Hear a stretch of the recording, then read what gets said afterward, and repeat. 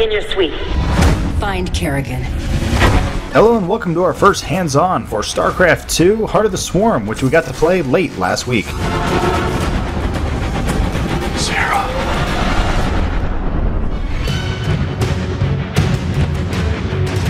If you're someone who's unfamiliar with the Baneling from Starcraft 2, well, they're essentially sacks of acid with legs. Just one can kill a clump of units, and it doesn't take many to reduce an army to biological sludge. Now imagine commanding over 100 of those little a-holes as they gleefully skitter over your opponent's unit, structures, or whatever, turning the world a bright shade of green and leaving nothing behind but craters of victory. That's just one of the memorable moments from the StarCraft 2 The Heart of the Swarm demo we had a chance to play recently, which continues the story of the 2010 StarCraft 2 Wings of Liberty, in case you didn't know. The demo dropped us into the early part of the game, so we didn't get a complete picture of what was going on with the story, but here's what we could piece together. Following the events of Wings of Liberty, the Zerg have scattered and become feral without the leadership of Sarah Kerrigan, the once Queen of Blades. Warning, starting spoiler text. Despite being rescued and partially de-Zergified by Jim Raynor at the end of Wings of Liberty, Kerrigan has now reallied with the Zerg and is traveling across the galaxy to bring the scattered broods of Zerg back under her control. Now why she's done this is a mystery, but one NPC conversation we found in the demo indicates that she's out for revenge against Manx. Whether that's Manx Senior or Junior, well, we have no idea, we'll just have to wait and find out.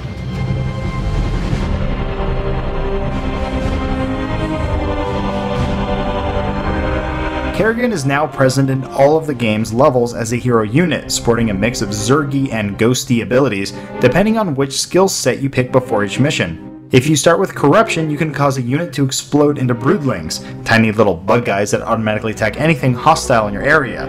If you happen to choose Spec Ops, you can create a duplicate of yourself which does an area effect attack.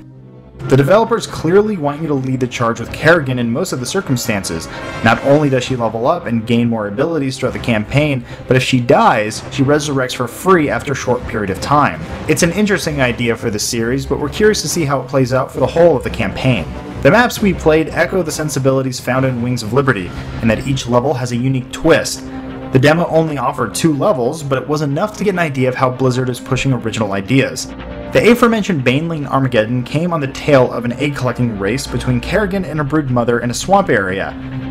Clutches of eggs were scattered around a wide-open map, and we had to scoop up 100 of them before the enemy queen.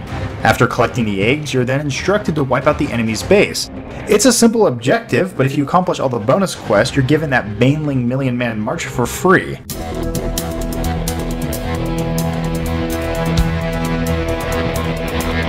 The second level in the demo took place on an icy Hoth-like planet. On this world, rolling ice storms immobilized all of our units in blocks of ice, so we had to initially make sure we weren't around any hostile native snowman monkey-like guys when the storms rolled on through.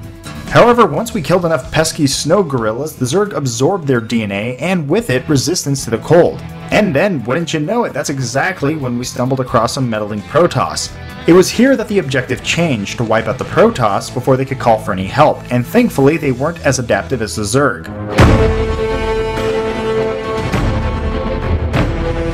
Ultimately, Heart of the Swarm isn't radically different from the Wings of Liberty, which isn't a bad thing. There are some tweaks such as Kerrigan's presence in battle and the revamped upgrade system, but campaign still revolves around unique and atomized challenges. Sadly, we didn't get any info on the changes or additions to the game's multiplayer, or even new units that will be in the single-player campaign. But it is worth mentioning that Blizzard is thinking of Heart of the Swarm as an expansion content that will carry an expansion price tag.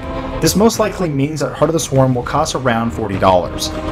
So there you have it, our very first hands-on with StarCraft 2's latest expansion, Heart of the Swarm. With more missions, more achievements, a closer look at the universe and story of StarCraft, and possibly some multiplayer enhancements, we cannot wait to get our dirty little tendrils on the Heart of the Swarm whenever it comes out. Thanks for watching.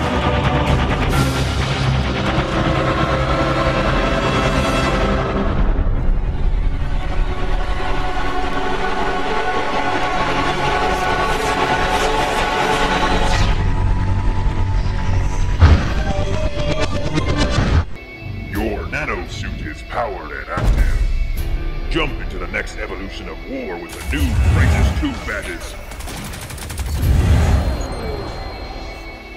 Join the Respawn Army today. Sync your My Crisis ID and engage in the fight. This is your war. This is your opportunity. Prove your prestige today and earn your badges.